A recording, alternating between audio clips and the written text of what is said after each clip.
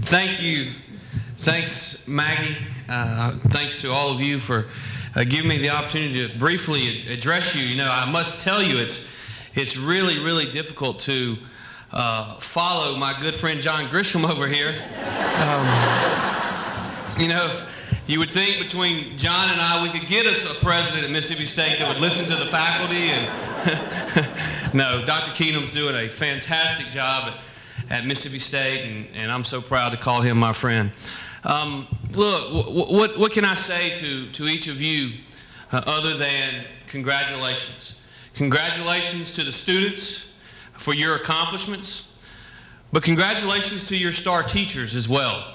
As I was driving in this morning, I was thinking back to my high school days. I never was quite capable of being named star student. I had some friends that were, but and they were nice to me, and I appreciated that. But as I was driving in, I was thinking back to the teachers at Florence High School that I had that literally, without them, I wouldn't be in the position that I'm in today.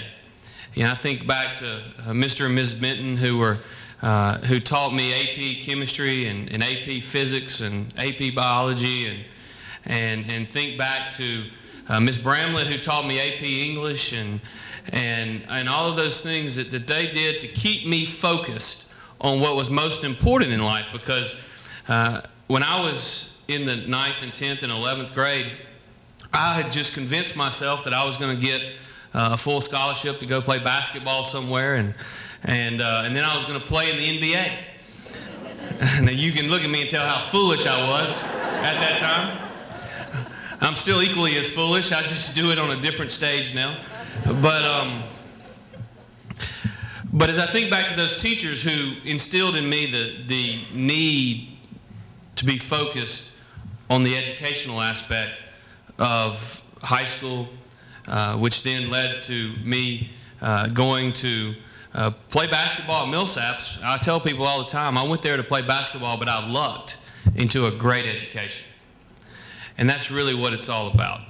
And so as I look at you and look at the star teachers, I want to thank the teachers for what you're doing every single day.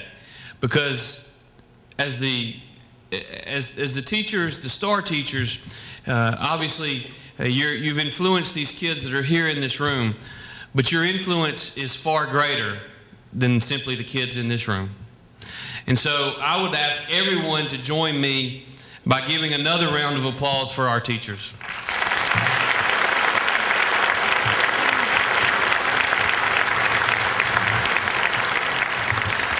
And to our students, congratulations, congratulations, congratulations.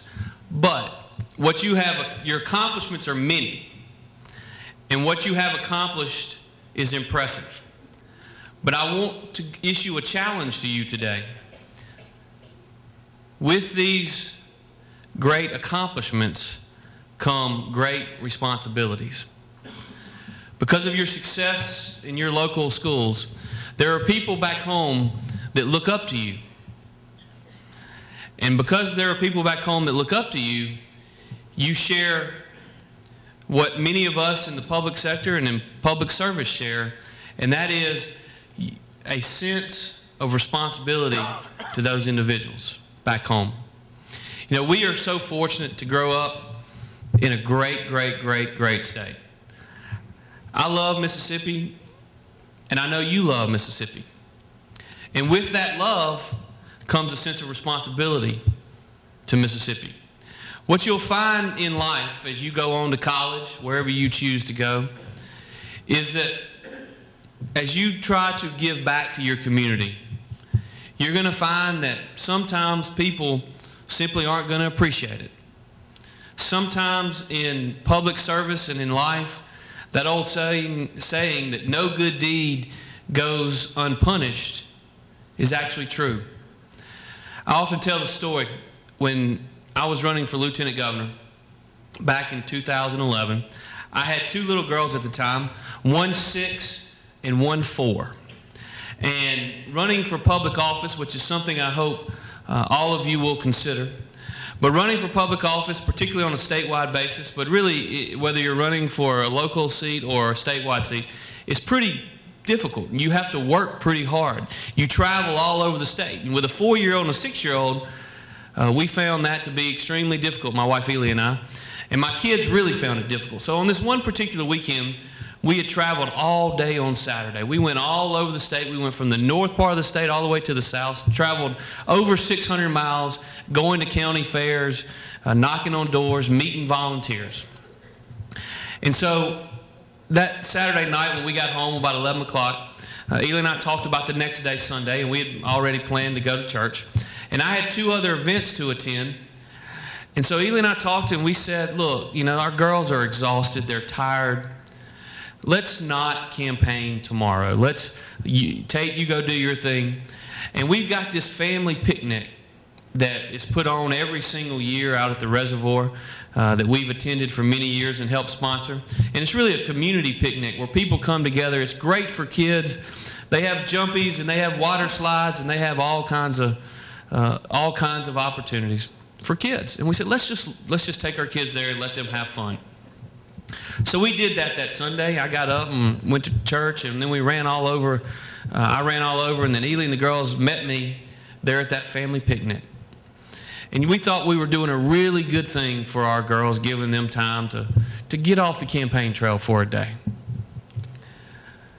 Well, when we were driving home that night, and we stayed there about 2.5 hours. The kids had a blast. They were sliding on the slides and other things. Well, when we were driving home that night, I looked up in the rearview mirror, and my little 4-year-old had tears in her eyes. And I said, Emma, what's the matter with you? And she looked up at me and she said, Daddy, and I can remember that I was driving on the road right outside of Lakeland Drive. She said, Daddy, I got to tell you something. I said, well, Emma, what do you need to tell me? She looked up at me and just as sincere as she could be, she said, Daddy, this campaigning is wearing me out. And so as you go through life, oftentimes you're going to think to yourself, no good deed goes unpunished. But here's the reality, my friends. If you're doing something that you believe in, and that means giving back to your fellow man, or giving back to your community, or giving back to your state, you will receive so much more than whatever it is you're giving for others.